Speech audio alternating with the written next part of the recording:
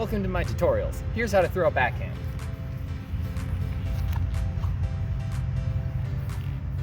Step 1, your stance. My feet are a little more than shoulder width apart. My right foot is farther forward, that way I can load my whole body into it.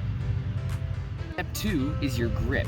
I want to line up the disc across the center of my palm, going towards my index finger, and then when my fingers curl around the underside of the disc, they just kind of rest here along the flight plate. Step 3 is going to be your reach back. When you reach back, you want to turn your shoulders away from where you want to throw and make sure the disc is out here pretty flat, a little lower than your chest area.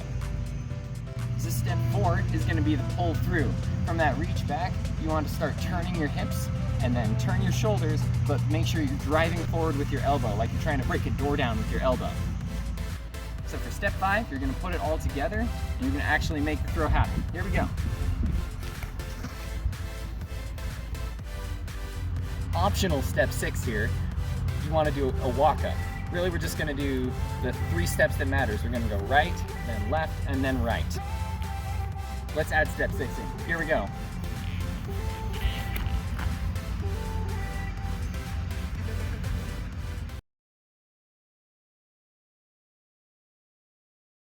Welcome back to my tutorials. Here's how to throw a forehand.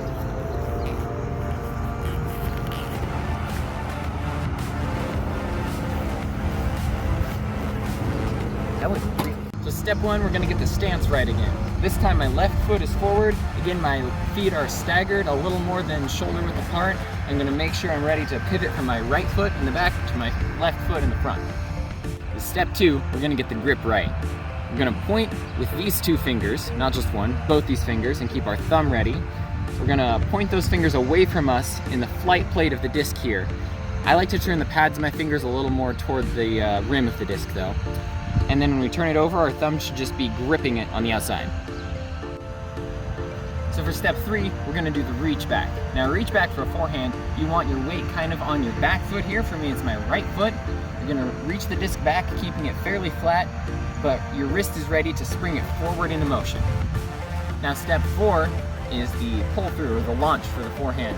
For this one, you want to start to transfer your weight to your front foot, your left foot for me. Start to turn your hips a bit, but it's really your elbow that gets a lot of the force in here. If you lead with your elbow and then snap your wrist forward, it ought to be a pretty good forehand. All right, so now we're going to put it all together. I'm going to drive with my elbow and snap my wrist forward. Here we go.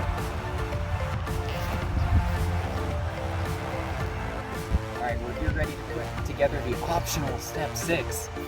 This time, we're going to go with our left foot first, and then our right, and then our left foot again as we drive forward. Let's put it all together. Here we go.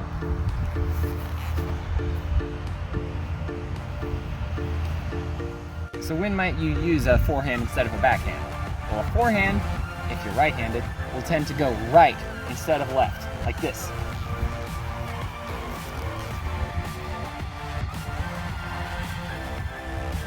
Hopefully that was helpful. I hope you learned something. Let me know if there's anything you'd like to see next.